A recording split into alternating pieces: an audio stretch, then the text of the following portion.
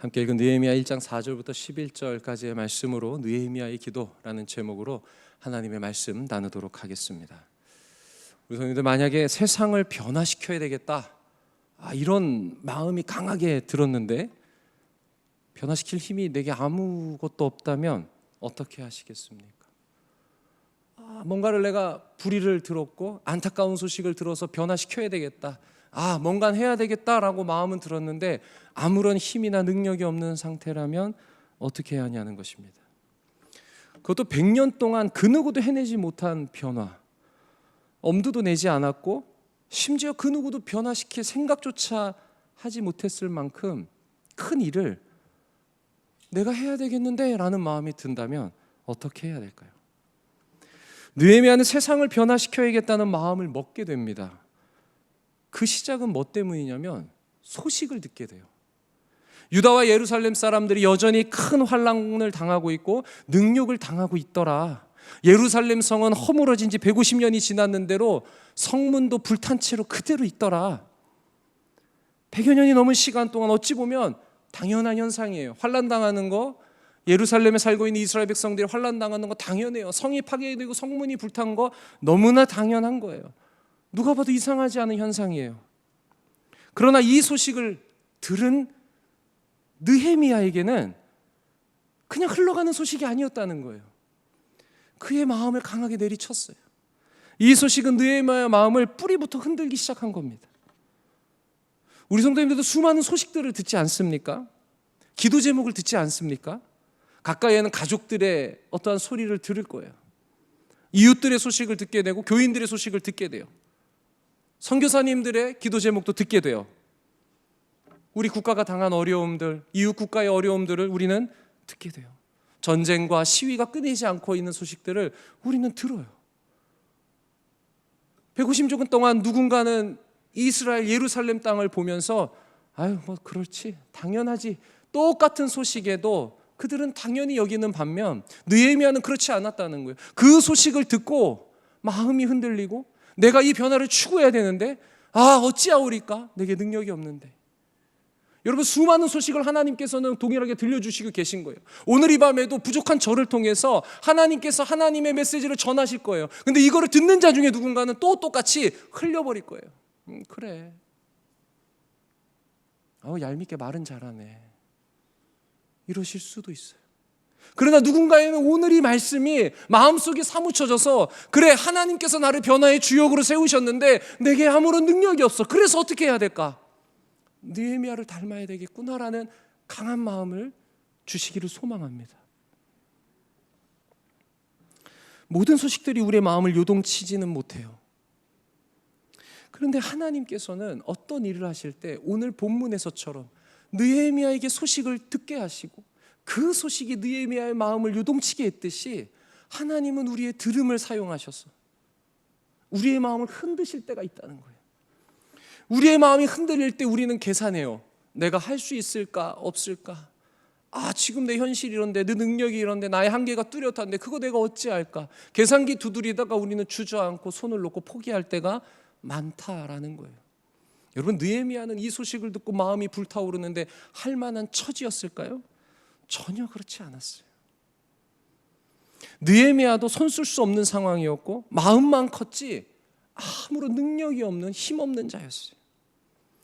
세상을 변화시켜야 되겠다는 마음은 들었는데 어떻게 할 수 있는 방법이 없는 막막한 처지였어요. 그래서 느헤미야가 뭐 하는 줄 아세요? 4절을 보시면 수일 동안 슬퍼하며 금식하는 거예요. 얼마나 답답하면.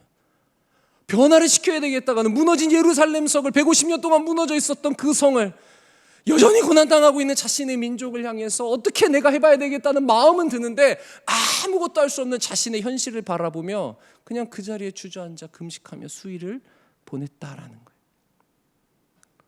느헤미야는 자신의 무능함을 깨달았어요. 그러면서 어떻게 합니까? 무한한 능력을 가신 여호와를 붙들었습니다. 이것이 우리가 행해야 될 첫 번째인 줄 믿습니다. 하나님의 소식을 들려주셔서 내 마음에 감동을 일으킬 때 나의 무능함과 나의 능력 없음이 보여질 때 우리는 뭐 해야 된다고요? 나는 무능하지만 무한하신 천지전능하신 그 하나님의 능력을 붙잡을 수 있기를 축원합니다. 그게 우리의 힘이에요. 느헤미야의 기도가 위대한 이유가 여기 있는 거예요. 나는 무능하지만 무한하신 여호와를 붙드는 기도, 그것이 느헤미야의 기도예요.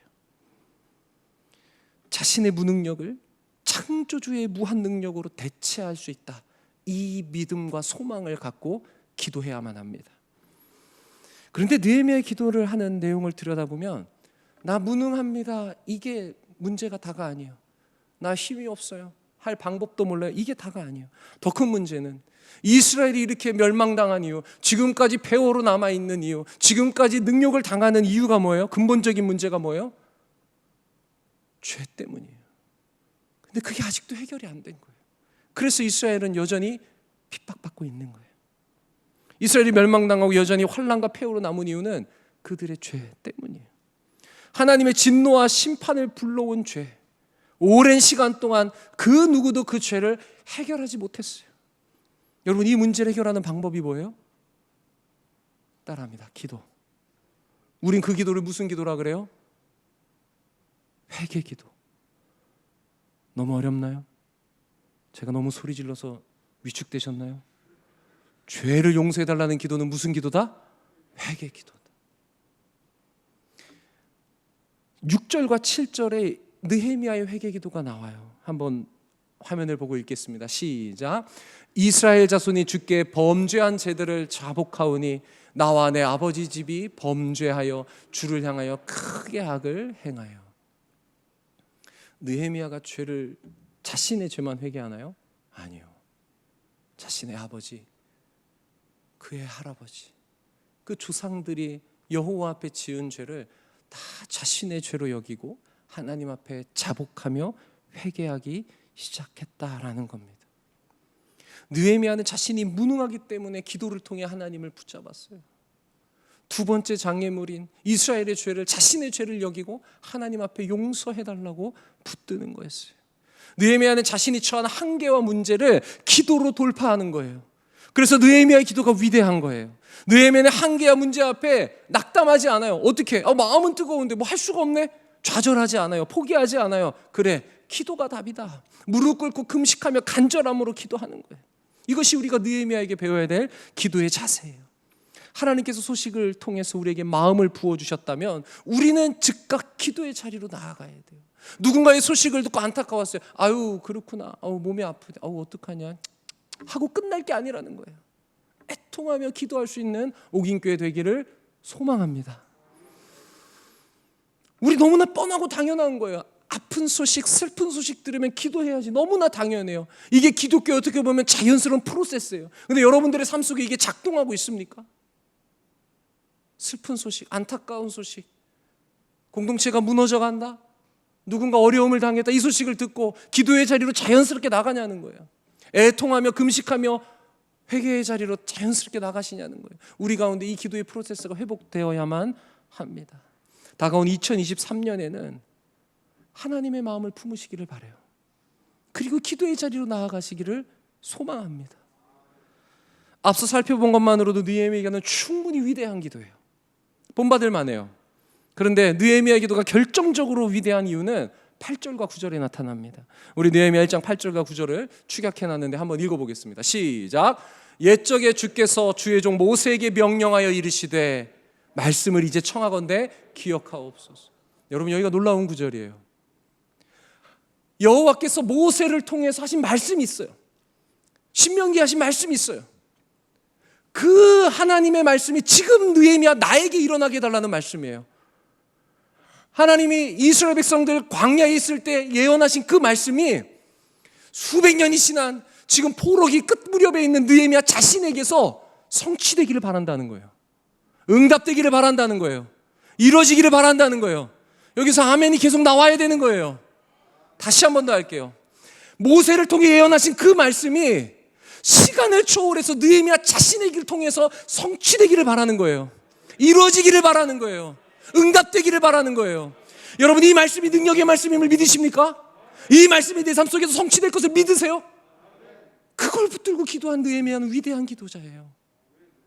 당신이 모세를 향해 말씀하지 않으셨습니까? 내 율법을 지키는 자들은 그들이 땅 끝에 있을지라도 내가 반드시 회복시키겠다고 말씀하지 않으셨습니까? 그 말씀이 느헤미야, 나를 통해서 이루어 달라고 하나님이 우리 가운데 예언하셨어요.